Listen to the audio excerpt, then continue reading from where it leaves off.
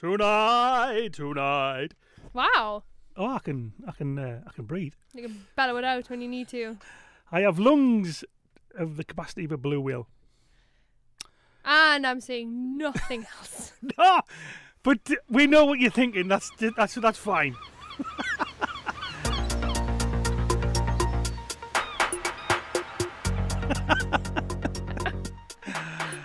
I'm Betty Ball. I'm Stevie B. He's a Mackem. She's from South Shields. And this is... Speak Up Sunderland. Yay! We are excited. We are super excited. Do you know why we're super excited? Please tell me you remember, because it was only a few days ago.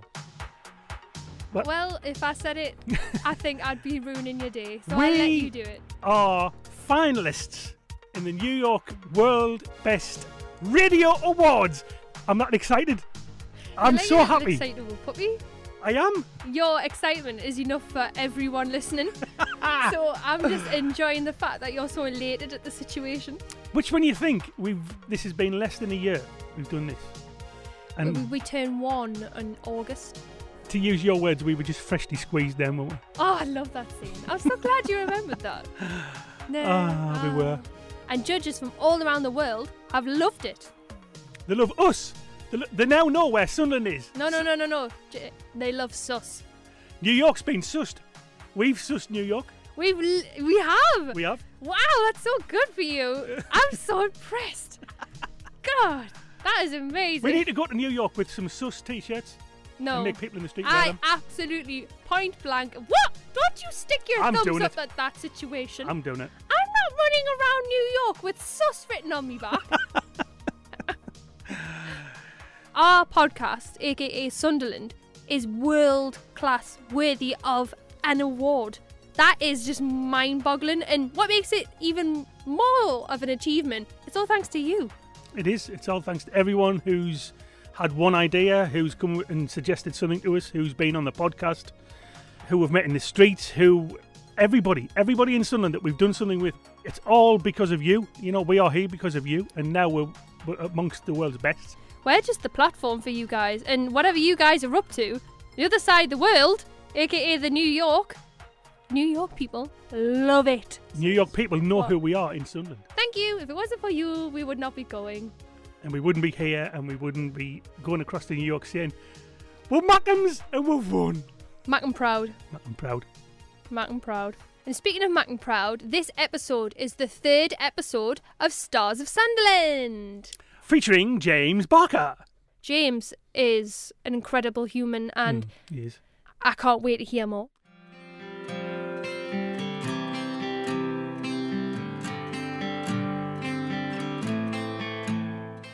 Welcome, I'm James Barker and this is Stars of Sunderland.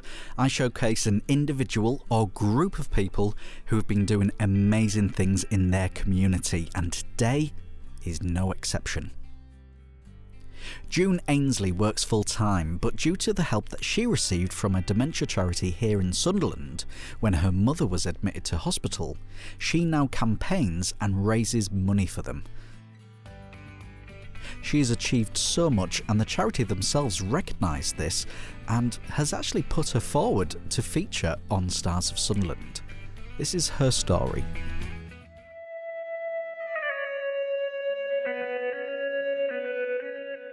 I'd said to the nurse, "Do you have any shampoo? Because I've got my own," and she says, "No, but I bring my own in for the members, the patients." And it really hit alarm bells, thinking these staff are really under pressure, but they're trying to care as best as they can for these patients.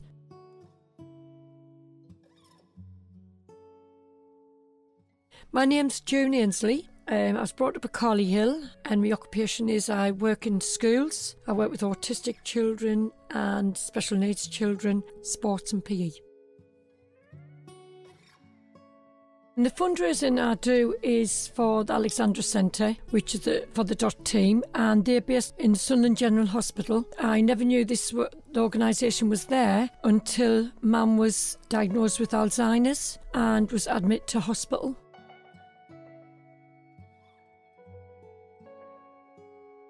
One day I went up in between my work to see if Mum was okay when she was in hospital, and I seen one of the nurses called Jess, and Jess was one of the girls who I taught at school. I asked Jess what she was doing, and she said, June, I'm part of the DOT team and this is what we're about. The support they give is absolutely fabulous because they do a lot of sensory work, they do memory work about, the old times, they use music. And this was a coincidence because I do sensory work with special needs. So I knew it was very important to make sure that you got through to people who's got dementia. They did music, they did a lot of artwork. And apart from that, they even got the dinners there. So I was aware, even though I was teaching, I would go down within an hour from Washington to the hospital to check on Mum. And if I couldn't make it, I would ask, is there any possibility that you could go down to check that she's getting her dinner, because Mum, she was not allowed solids. So if she'd got any solid food or if her drinks didn't have thickener in, she could have choked to death. Before she left, I loved to have her hair done with a hairdryer, and then I asked one of the nurses, do you have a hairdryer so I could do her hair, please? And the nurse said, unfortunately, it got stolen.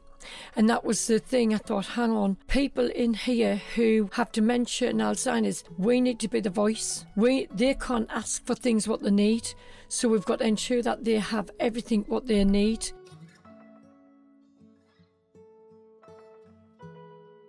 The DOT team is absolutely fabulous. It's essential to the care and support for those who's got Alzheimer's in hospital.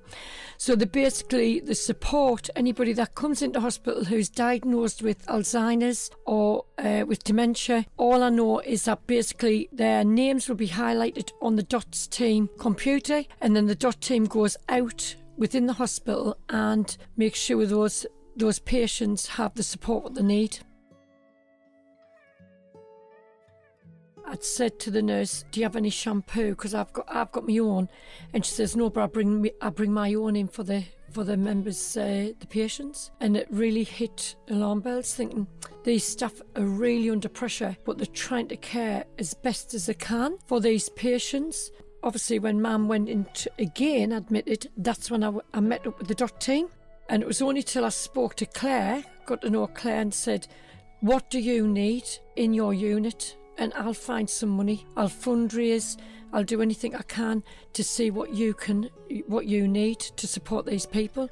And one of the hardest things, which was really upsetting, was when she mentioned about nighties and pyjamas. And I'm thinking, these people, no matter what age, they need to have dignity. They need to be able to go out to hospital with dignity. And that is, you're talking about clean underwear, clean socks. If they come in and they have a little bag with something in, so I fundraise for toiletries, any stationery that they could use, anything that I can think of that will enhance the stay of them people and make sure that they're supported. I have done it before, and that was for another charity, which was for children in need.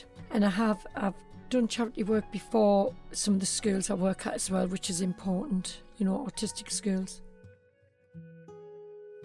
About 2 years ago, we did carry on camping. I live semi-rural, so I have a few acres. So I asked the nurses to come down, and would they be sponsored? They had to come down and set up the tents, and then they had to go in the field in the dark and look for Barbara Windsor's pictures. They had to do their own cooking. Jean was involved in tonic.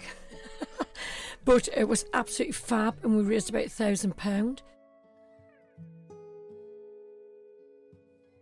There's other times where we're going to, well, in the future, we're going to be doing raffles, and I've done raffles in the past, selling a tabletop sale in the hospital. And this time we're going to be looking at this year doing a sponsored bed push. So somebody's going to sit in the bed, we're going to push them along the seafront and ask people to fundraise us and give donations and hopefully do carry on camping again. Every patient is a person, is an individual and a human being, and we've got to make sure, no matter what age and how far they're on the dementia, that they have that dignity right up to the end. I would go in now, I asked, why have you not got television in the ward? Why do they have to pay for they don't know how to pay for telephones. They do not know how to pay to put the television on. Why do we not just have a television in a ward? And there was times when it was Mum's birthday, her 90th birthday. She was in hospital, unfortunately, and we set up all the ward, and we had a party in the ward, and we got one of the members of staff to get dressed up as Elvis because she absolutely adored Elvis. She might have not remembered things, but Elvis was one of her passions. So we had a really, really good party, and they said they've never seen anything. So from there, I said, why not do it again? And Mum was admitted another year, and I got dressed up as Elvis and went in and went round the wards. I have been asked to come back into the hospital once to be Elvis again because I was saying about the patients. Some of the visitors' mind were taken back, but the patients just were clapping away and we had the music on. But which version of Elvis were you? Were you Fat Elvis, GI Elvis? No, I was the slim Elvis. My brother was the tall Elvis. I was the slim Elvis. And we literally fitted into this the same suit. I think Dot now is getting well established, but there needs to be more. Like I said to Claire, you need to be shouting from the rooftop, which we did. I forgot about that. I did the abseil from the hospital roof in ear to them.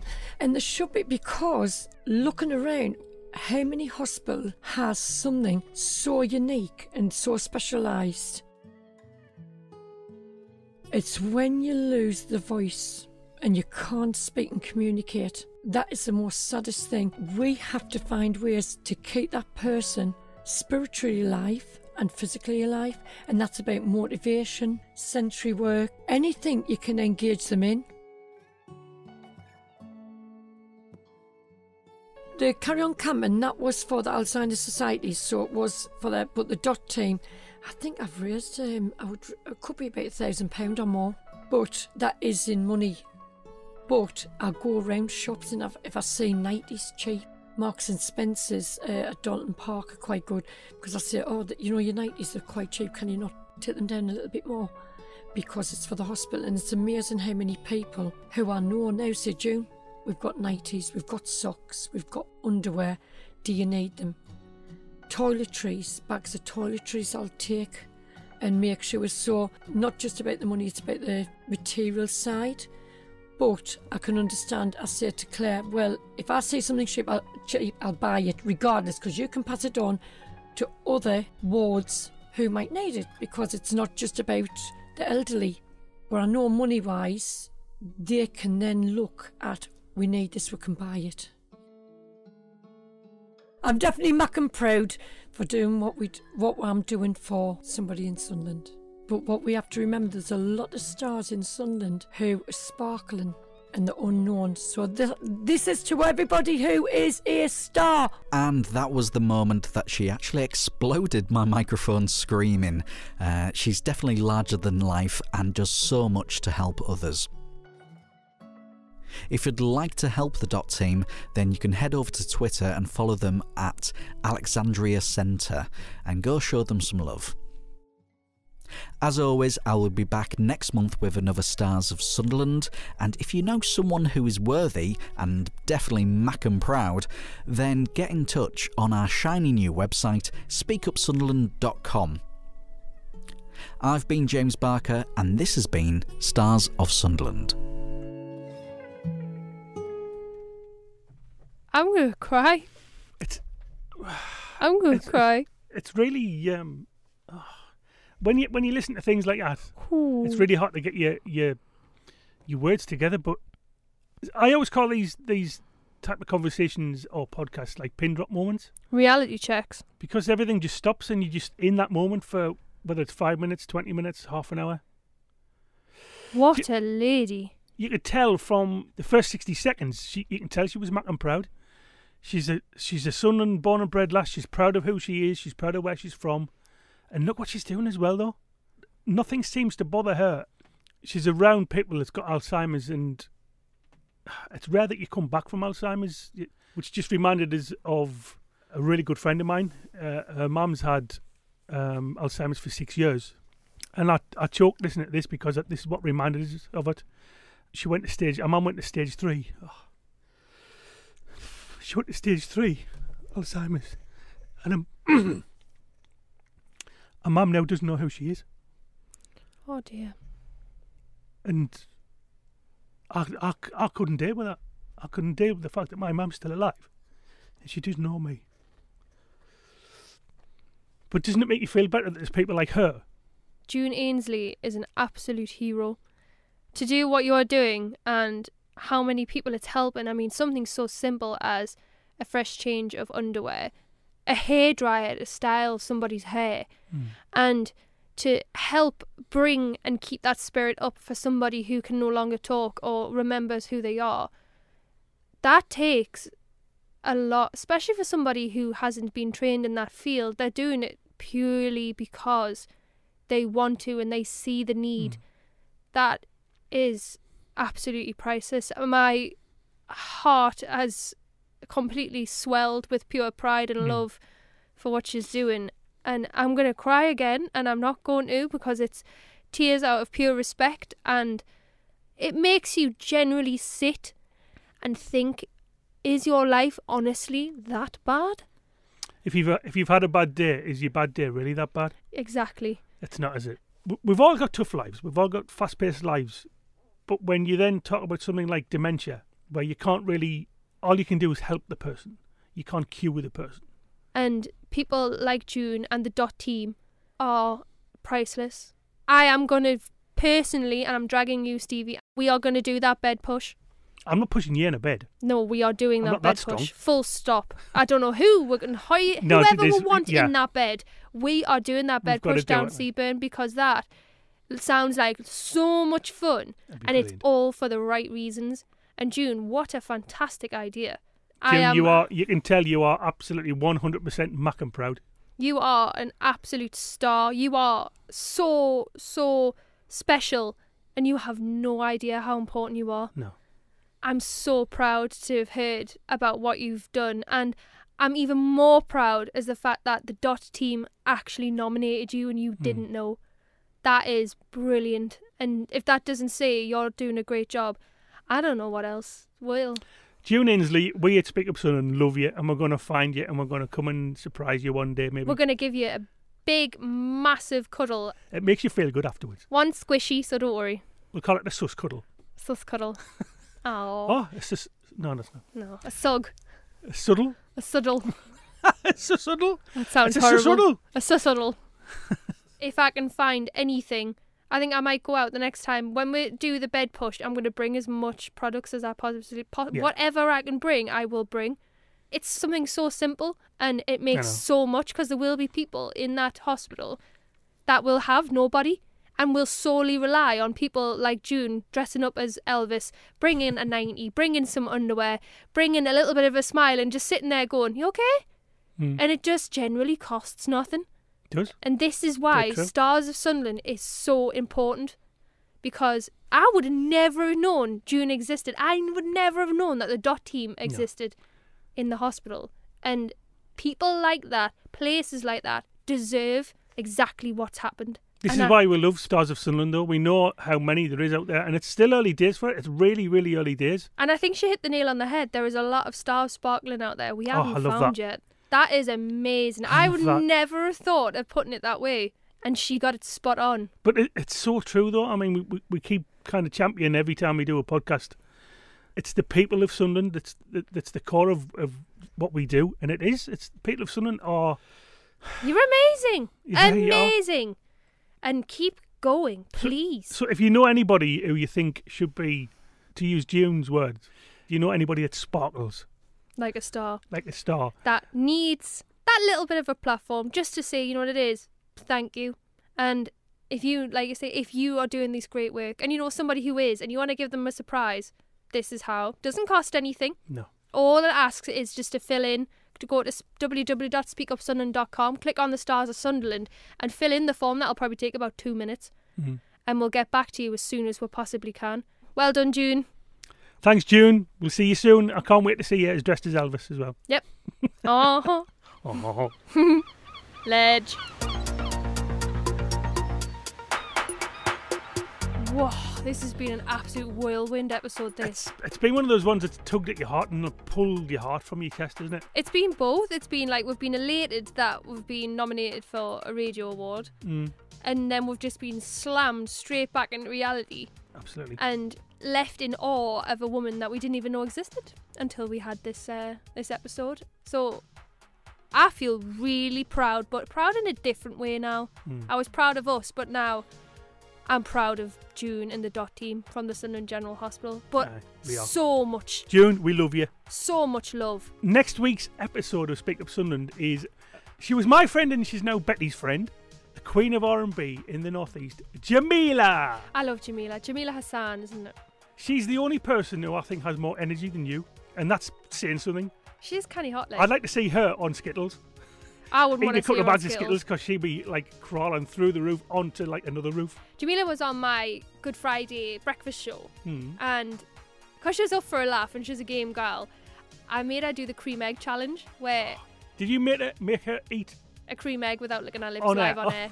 Did you? Yeah. And did you? Me and her. Of course she did. There's a video, man.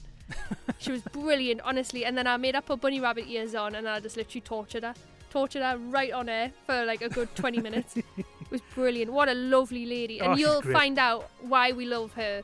She's got a stunning voice as well. Yeah. If you want to find out more about Jamila's music, it's just simple. You need to type in Jamila, but it's spelled a bit differently. It is Jamilah.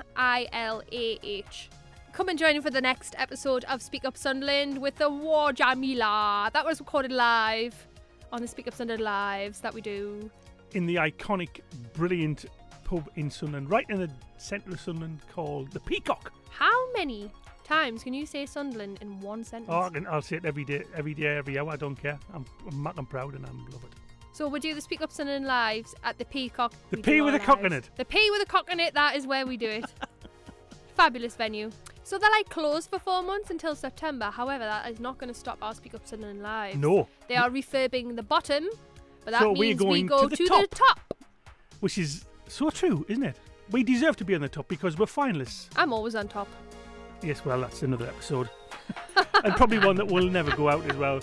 And on that note, I think we should go, Betty, don't you? It's been a long day. I know. I'll see you next time. Bye. See ya.